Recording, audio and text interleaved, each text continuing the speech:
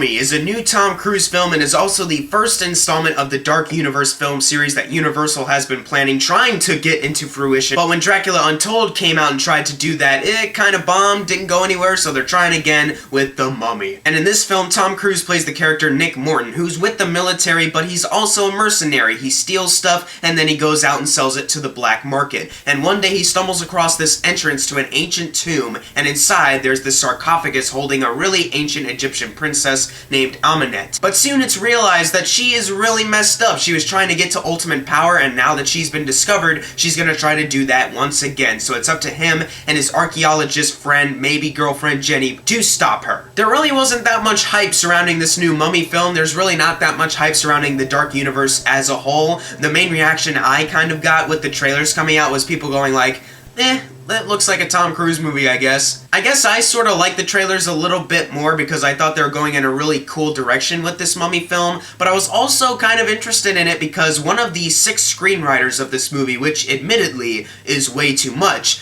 but one of them was Christopher McQuarrie, who's not only the writer for The Usual Suspects, one of the greatest movies of all time, but he's also written a Tom Cruise film called Edge of Tomorrow, and he's directed Tom Cruise in Jack Reacher and Mission Impossible Rogue Nation, so I thought maybe there can be something really special here. Sure, the director, Alex Kurtzman, it's his first movie directing-wise, but certainly this movie can have some special things about it, right? And I was kind of right. There are definitely some moments to be had in this film that are really unique and really cool, but there are definitely certain moments in the film that are not so good. It's a really big mixed bag, pretty much. But before I go into the negatives in this film, what I found wrong with it, I do want to discuss the positives, because leaving the theater, I was more positive to it. First of all, Tom Cruise really does carry a lot of this movie. And say whatever you want about Tom Cruise, sure, you might see him as a crazy person, Scientology, blah, blah, blah, blah, blah. He is an action star. He is the definition of an action star. He throws himself into any role he has, and once again, he's really good in this movie, because his character also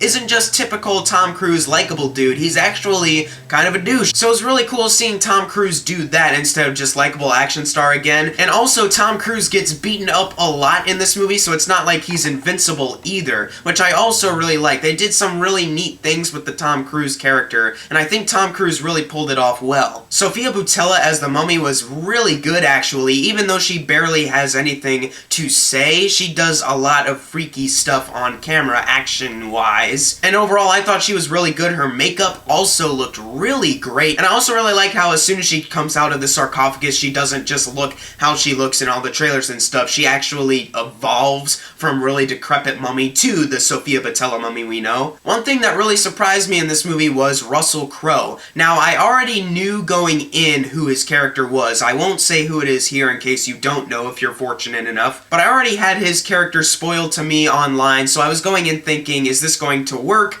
or is it going to be annoying or something? No, Russell Crowe was actually pretty great in this movie, and even though you can say that he's like a Nick Fury ripoff, which he kind of is, in future installments, if we ever do get them, I would like to see what else they do with the Russell Crowe character, because in this movie they really did prove that there is something to be had with him. And since it is a Tom Cruise action movie, there are a lot of action scenes in this movie, and they are really good. There's a lot of neat set pieces going on here. You have one opening chase with Tom Cruise and Jake Johnson, and then you have this plane scene that was really fun, and a truck chase later on. And I think the plane sequence was actually one of my favorite parts of this film, because when they do go zero-G, I was honestly a little worried that they were going to just start shaking the camera a lot and people were just going to fly everywhere and you wouldn't know who they were. I actually think they did a really good job with that sequence, especially because, according to Tom Cruise, behind the scenes stuff, they didn't plan it, they just kind of did it whenever they did the zero-G stuff. So that was actually pretty cool to see how good it actually did turn out. And there are plenty of action scenes to occupy this movie, and for the most part, I did actually have an entertaining time watching it, which is why I was really surprised to see how many people are really not liking this film, which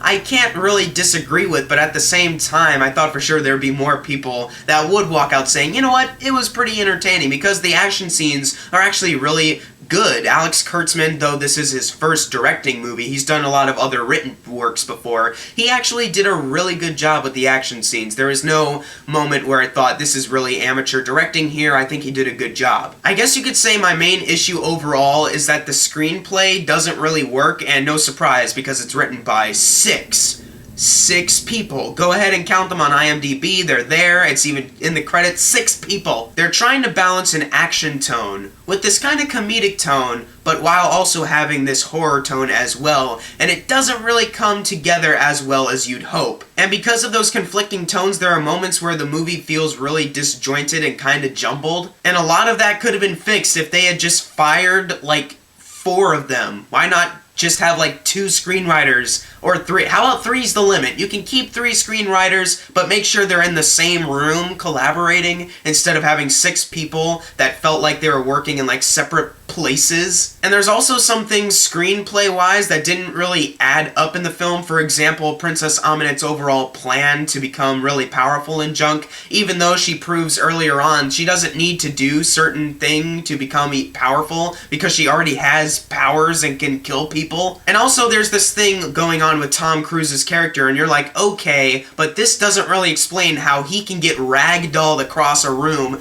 punched up into the air, landing back down on the ground, and be completely fine. There's just a lot of inconsistencies with the screenplay, especially with its humor. The humor in this film is some of the most awkward humor you're going to hear in an action movie all year, pretty much. The only jokes that really did work for me come from Tom Cruise. He actually nails the comedy in this film. Whenever he had a line, he knew exactly the right timing to do it. He knew exactly how to say it. He was legitimately hysterical in this movie, especially one action he does. He does something completely opposite to what a caring action hero would do. I was laughing hysterically at it. But then you have other comedy from other people that didn't really work, especially Jake Johnson. Now, he plays a kind of similar role in Jurassic World, where he's kind of the comedic side character to the side, but Jurassic World, not only was he, I think, actually funny, but he was very more minimal. In The Mummy, he has a little bit more going on, and he is annoying as all hell in this film. He starts off and you're like, okay, he's not very funny, but whatever, but they keep going, and they keep going with this character, and it gets worse